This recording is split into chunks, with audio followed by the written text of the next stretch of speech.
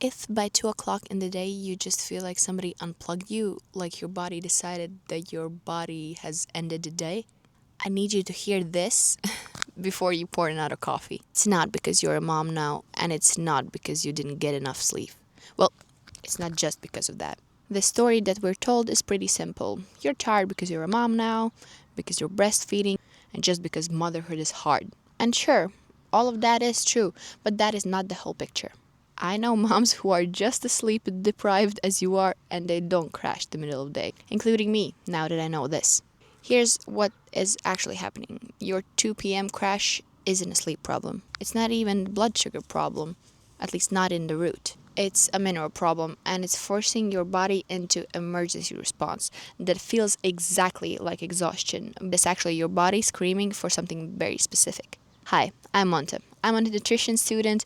I am 3 months postpartum with my second baby. And I believe the health comes from two things, from eating right and from thinking the right thoughts.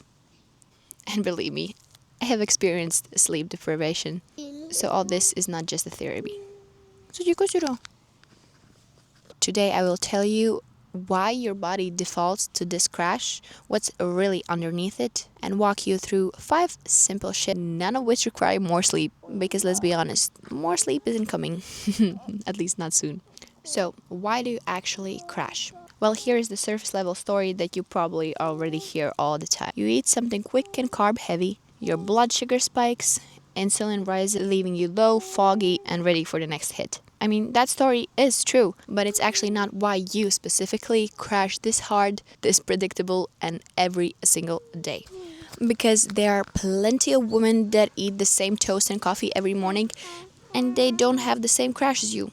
So, what's different about your body right now? Think of the glucose as fuel for the engine, but fuel doesn't run the engine on its own, does it? It needs a spark to ignite it. In your body, that spark is minerals: magnesium, potassium, zinc, sodium. These are what actually lets your cells use the glucose that you're giving it. Without enough spark, the fuel just sits there, unburned. Or it burns very inefficiently and you get a crash instead of a steady energy. And right now, your mineral reserves are not the same as they were before babies. Pregnancy and breastfeeding directly pulls out of your mineral reserves. Like literally, it prioritizes giving minerals to the baby instead of you. Adding coffee that flushes out magnesium, some stress which burns through it even faster, and you are running an engine without almost any spark in it. Okay, so your body has fuel, but it doesn't have enough spark to properly ignite it. What does your body do when the engine won't fire? It panics. Your body sends out cortisol. Think of it as alarm bell or like an emergency backup generator. It's loud, it's fast, and it's not built to run all day. Cortisol forces your liver to dump more glucose into your bloodstream, giving you a jolt. That's the 10 a.m. I'm fine energy. But because the underlying spark problem was never fixed, that glucose runs out fast, and by early afternoon the bell has to ring again. Except this time your adrenal system is tired of ringing it. That's your crash.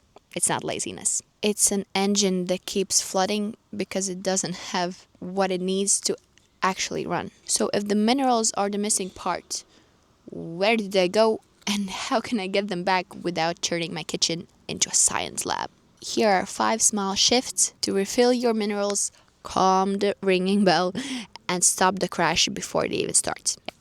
First, salt your water in the morning. Get good mineral sea salt, add a pinch in your morning water, and do that every morning before coffee. Yeah, it's that simple. Sodium and the minerals in the mineral sea salt will help your cells actually use the water just instead of just flushing it out. That's the foundation, but foundation holds on only if you build right on top of it. And what you eat next in the morning matters more than people think. Anchor your breakfast with protein and fat, not sugar and carbs. When you're exhausted, your body screams for something sweet and fast. That's the crash logic talking to you, not your actual needs. A savory breakfast with avocado, eggs, and leftover protein from last night's dinner is the key. It will give your body slow and steady energy that lasts all day. This one decision protects your energy for the whole day. I promise this wasn't about willpower. Well, here's the piece that actually removes it from the picture. Just refill your diet with mineral-rich foods. Bone broth, avocado, leafy greens. They're not just trendy. They are nutrient and mineral dense. Get some bone broth and sip it like a tea in the afternoon. So you won't have to fight the crash with more sugar. You will be refilling exactly the thing that is missing. 4. Move for a few minutes after you eat. No hardcore workouts. Walk around the house. Do some squats. Go for a walk. Go for a stroller walk. Jump up and down. A few minutes after. Because that forces excess glucose to go into your muscles. This tiny movement does more for your afternoon energy than an extra hour of sleep. 5. Get morning sunshine on your face. I'm not talking about going sunbathing or anything like that. Just look at the sun 5 minutes after you wake up, like right after you wake up, or at least within the first hour. It really makes a difference. It sets your circadian rhythm. It spikes your cortisol more.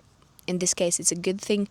So you get more sleep hormone in the night and you get better sleep, more quality sleep, even if it's filled with night wakings with the baby. Every one of these shifts is about refilling the spark, not pushing more fuel into an engine that can't use it. That's the whole shift. Your 2 p.m. crash was never a sign that you're failing at this. It's your body telling you very clearly that it's out of spark, not out of strength. Once you understand that, you stop trying to push through, get more coffees and more guilt. And you starve your body of giving it what it actually is asking for. If this helped you understand your own exhaustion a little differently, hit the subscribe button. I post every Monday, so come back. Tell me in the comments, what time does your crash actually hit? I'll see you in the next one.